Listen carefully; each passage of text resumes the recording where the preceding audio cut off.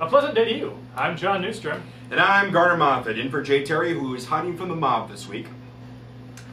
With a stroke of his pen, Governor Tim Pawlenty on Saturday signed a state construction bill into law, minus the $3 million to expand the Civic Center that was previously allotted. When asked why he cut the money, he said that he could better spend the money on ignoring gay people, minorities, and poor people. Betty Crocker has announced they will sponsor an online cooking class where grandparents can interact and share recipes. So far, the only problems encountered? Trying to get grandmothers to stop using their computer mouses as a sewing pedal. President Obama was greeted with mixed reviews as he gave the commencement speech at Notre Dame College. The president urged both sides of the abortion issue to stop, quote, reducing those with differing views to caricature, end quote. He then had 27 people arrested on trespassing charges, had them impregnated, and hangered. In Hannibal, Missouri, police said a mother used her 1-year-old infant to shield a man from a taser during a confrontation with officers.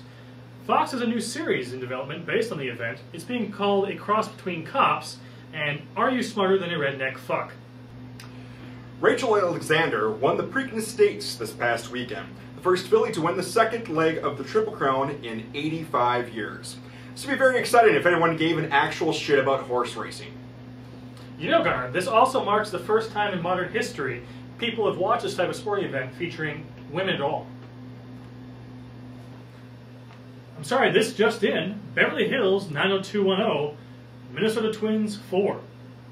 2 concession workers were fired this past weekend as they had been caught urinating into Old Faithful. The pair had been caught when they wandered off the path and were caught on webcam. Around the incident, a new fetish site has cropped up. Geyser on blackgeyser.com. Tragedy struck today near the Grand Canyon where a couple was vacationing. Riding down the canyon, Ray Berry was following Brittany Call when she stopped without warning. Ray was thrown from his donkey and immediately taken to the hospital. It took almost 3 hours for paramedics to remove Ray's head from his ass. Both are resting comfortably. A man pleaded no contest to indecent exposure this week after police say he was arrested for performing a sex act with a car wash vacuum. The Michigan man said he never would have gotten caught, but he had to keep getting out of his car to fill the meter with quarters. That gets me every time as well.